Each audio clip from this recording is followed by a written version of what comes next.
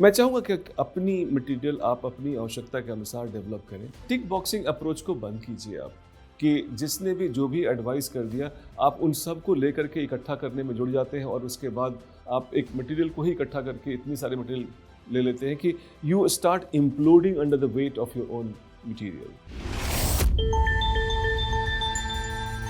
Hello aspirant, आज एक ऐसे मुद्दे पर हम बात करने वाले हैं जिसकी समस्या मेरे ख्याल में आप लोगों को अक्सर होती होगी। ये समस्या जब मैंने अपनी करियर शुरुआत की थी उन दिनों ये समस्या बिल्कुल नहीं होती थी, और वो समस्या है टू मच ऑफ इंफॉर्मेशन। कैसे अपने मटेरियल को मिनिमाइज करें। उन दिनों सामग्री ही नहीं होती थी, उन दिनों जानकारी नहीं होती थी, उन दिनों सूचनाएं नहीं होती थी, उन दिनों गूगल भी पैदा नहीं हुआ था। तो उस समय जो लोगों को समस्या होती थी कि कैसे किस प्रकार से जानकारी इकट्ठी की जाए। लाइफ बहुत सरल थी। मैंने दोनों फेज देखे हैं, अभी का फेज भी और पहले का फेज भी। क्वेश्चन भी सिंपल आते थे यूपीएससी में, और जानकारी भी सीमित होती थी, तो ज़्यादा समस्या होती नहीं थी। आप थोड़ी बहुत जानकारी से थोड़े बहुत सवाल और थोड़े बहुत कॉम्पिटिटर्स। अब कॉम्पिटिटर्स भी ज़्यादा हैं, सामग्री भी ज़्यादा है, और मेरे ख्याल में आप कंफ्यूज भी ज़्यादा है। तो ऐसी अवस्था में कैसे मिनिमाइज करें, ये how to minimize the material that you have got. Because आप सबसे सुनते होंगे, सब कहते हैं कि मटेरियल को कम करो, मटेरियल को कम करो। कैसे कम करो, कहाँ से कम करो, कौन सी चीज़ें कम करो। मेरे ख्याल में मुझे शिल्पी एक अपनी पुरानी एक स्टूडेंट है, और वो she is a senior officer now. वो हमेशा कहती है कि लोग अक्सर मटेरियल इतना कलेक्ट कर लेते हैं कि डिस्ट्रिक्ट कलेक्टर बनते बनते वो मटेरियल कलेक्टर बन जाते हैं। That is very very unique observation that she has got, and I think a lot of you are also suffering. एक तो डेटा भी इतना सस्ता हो गया है, और आपके पास सामग्री भी इतनी ज़्यादा हो गई है, और अब आपकी ज़िंदगी में अब तो चैट जीपीटी भी आ गया है, बार्ड भी है, गूगल तो था ही आपके पास। तो इतनी सारी जानकारी हो गई है कि आप you are nearly swimming in information. अब इतनी सारी इंफॉर्मेशन को आप इकट्ठा तो कर सकते हैं, कट कॉपी पेस्ट भी कर सकते हैं, लेकिन उनको यूज नहीं कर सकते हैं। इसलिए आप ये हमेशा सुनते हैं कि we should minimize our resources. अब इसके लिए कुछ मैं आज आपको कुछ वर्किंग टूल बताना चाहूँगा। और वर्किंग टूल में एक चीज़ है कि एक जो टिक बॉक्सिंग अप्रोच है उसको अवॉइड कीजिए। टिक बॉक्सिंग अप्रोच से मेरा अभिप्राय है कि आप कहीं भी चले जाएं, आपको एक लिस्ट मिल जाती है, एडवाइस तुरंत मिल जाती है कि ये फला किताबें करो। आपने वो किताबें खरीद ली, जैसे खरीद कर घर आते हैं कोई आपको दूसरा एडवाइस मिल जाता है कि ये चीज़ें भी आप और कर लो। उसमें से भी कुछ किताबें और लेकर आ गए, कुछ और सोर्सेज लेकर के आ गए, कुछ और वेबसाइट्स के नाम आ गए, कुछ और चीज़ें, और ultimately you are a confused lot. तो ये टिक बॉक्सिंग अप्रोच को बंद कीजिए आप, कि जिसने भी जो भी एडवाइस कर दिया, आप उन सब को लेकर के इकट्ठा करने में जुड़ जाते हैं, और उसके बाद आप एक मटेरियल को ही इकट्ठा करके इतनी सारी मटेरियल ले लेते हैं कि you start imploding under the weight of your own material.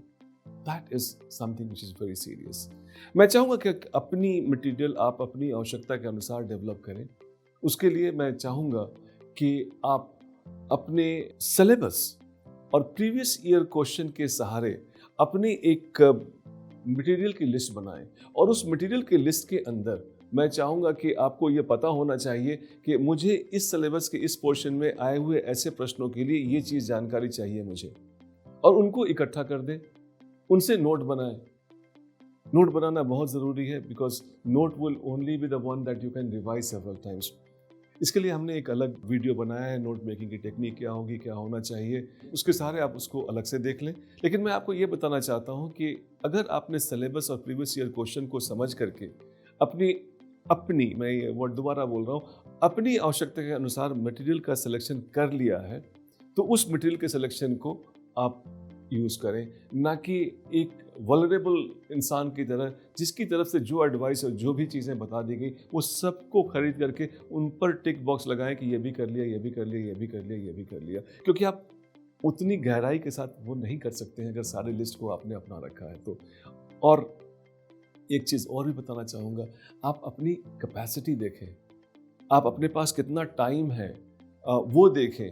अपनी कैपेसिटी और टाइम को अगर आप ध्यान में रख करके मटेरियल इकट्ठा करेंगे तो आप बहुत मिनिमम मटेरियल आपके पास आएगा। आप ये सोच लें कि आपको इकट्ठा करना ही आपका लक्ष्य था या उनको यूज़ करना।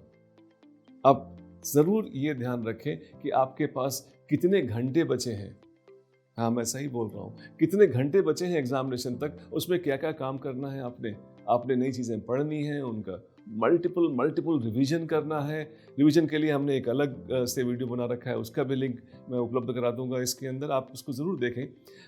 रिवीजन भी करना है और उसके अलावा मुझे प्रैक्टिस भी करनी है आंसर राइटिंग की और क्वेश्चंस बनाने की। तो आप ज़रूर ये ध्यान रखें कि ये चीज़ें जब आप कर रहे हैं तो हमारी कैपेसिटी कितनी है, हमारे पास टाइम कितना है। जितना टाइम होगा उसके अनुसार ही करेंगे ना।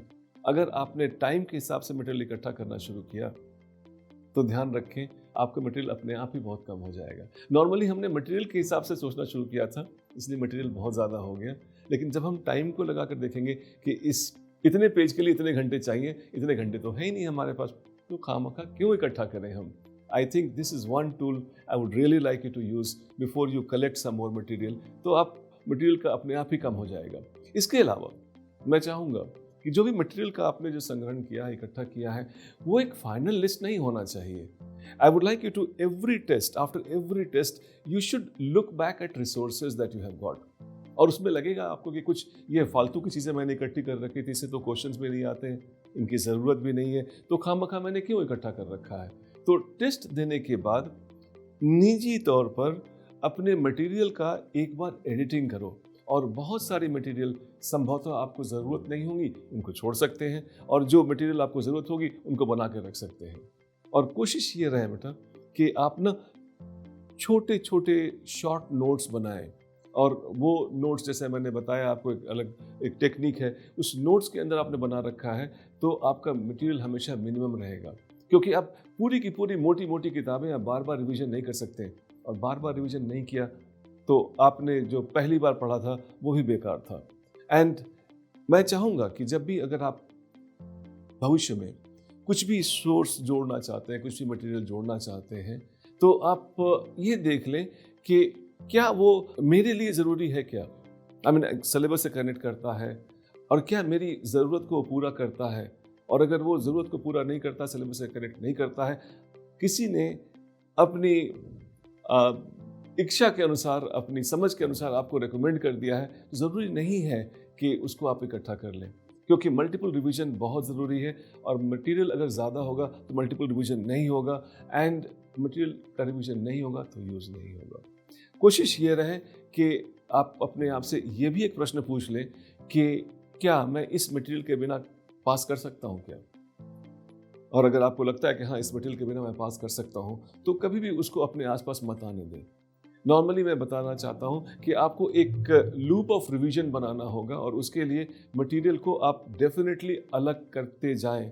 जो मटेरियल बड़ा मटेरियल था उसमें से अगर आपने निकाल रखा है कुछ पेजेस, उसमें से निकाल रखा है कुछ नोट्स, तो उस नोट्स और उस मटेरियल के साथ आप इकट्ठे हो जाएं और उनका प्रयोग करें, उनका इस्तेमाल करें अगली बार। क्योंकि धीरे धीरे आप पाएंगे कि आपका मटेरियल कम और कम और कम और कम होता चला जाता है। जब मटेरियल ये कम से कम होते चले जाते हैं तो आपका रिवीजन बेटर हो जाता है, आपकी पियर्सिंग कैपेसिटी बढ़ जाती है। मैं जानता हूँ एक सीनियर IAS ऑफिसर हैं आज, चंद्रमोहन, उन्होंने बताया उन्होंने पूरे GS को अपने 25 पेजों में उन्होंने कर रखा था, और मेरे ख्याल में उनका रैंक भी 25 आया था।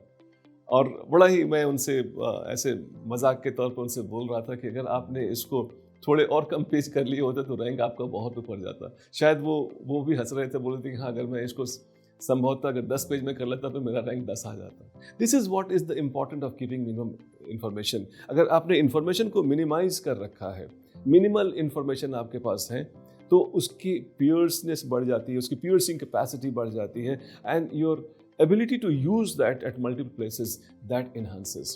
हाँ, लेकिन ये ज़रूर ध्यान रखें कि जब आप एडिटिंग कर रहे हैं, कम कर रहे हैं, मिनिमाइज़ कर रहे हैं, तो ऐसा नहीं हो कि कोई जो ज़रूरत की चीज़ें थी वो निकल जाएं। और इसके लिए मैंने बताया आपको एक टेक्निक अभी कुछ मिनट पहले कि आप टेस्ट दे करके बार बार अपने मटेरियल को असेस करें कि हाँ मैंने ऐसा तो नहीं कि मिनिमम करने के दौरान बहुत सारी चीज़ें छोड़ दी हो, ऐसा भी नहीं होना चाहिए। So keep it a dynamic resource material at your hand and then उनको बार बार देख करके आप ये सोचते रहो कि हाँ ये इतना मुझे ज़रूरत है, इसके बिना काम नहीं चल सकता है। और कहीं कन्फ्यूजन होता है, कहीं कोई दिक्कत आती है, I think we would be at KSG more than happy to help you guide that ये मटेरियल पढ़ना है, ये मटेरियल नहीं पढ़ना है। क्योंकि अगर मिनिमम मटेरियल है तो आपको ये जानना होगा कि क्या नहीं पढ़ना है, क्योंकि देखने में लगेगा कि क्या क्या पढ़ना है, अगर सब कुछ इकट्ठा कर लिया तो कभी भी मिनिमम नहीं रहेगा।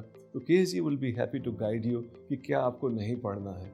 एंड आई एम श्योर शुरू में थोड़ी ज़्यादा कन्फ्यूजन रहती है, अगर आप शुरू के स्टेज में हैं अपनी तैयारी में तो आपको ज़्यादा कन्फ्यूजन होगी, लेकिन धीरे धीरे धीरे धीरे धीरे जब आप टेस्ट देते रहते हैं, KSG में हम लोग बार बार टेस्ट देकर के आपको सजेस्ट करते रहते हैं कि कौन सी इन्फॉर्मेशन की एक्चुअली आपको आंसर करने में ज़रूरत है, और जब वो सजगता आप में आ जाती है तो मटेरियल अपने आप में कम हो जाता है, और जितना कम मटेरियल रखेंगे आप उतना बड़ा रैंक लाएंगे। That is on the lighter side. However, I would advocate you should not be carried by heavy load of information. Rather, you should keep your material limited so that उनका बेहतर इस्तेमाल कर सके और एक अच्छे रैंक को प्राप्त कर सके। My best wishes are always with you.